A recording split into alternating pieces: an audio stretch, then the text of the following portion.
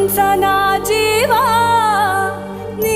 ನುಡಿಸಿ ಆಡಕ ಢಮರು ಆಗ್ಯಾವ ಯಾಕ ಶಿವಲಿಂಗ ನಡೆಸುತ್ತಿ ಹಿಂಗ ಏನೇನೂ ಇಲ್ಲಯ್ಯ ನಮ್ಮ ಕೈಯಾಗ ಎಡವಿಸಿ ತಾಳ ಉರುಳಿಸಿ ದಾಳ ನಡೆಸಿದಿ ಬಾ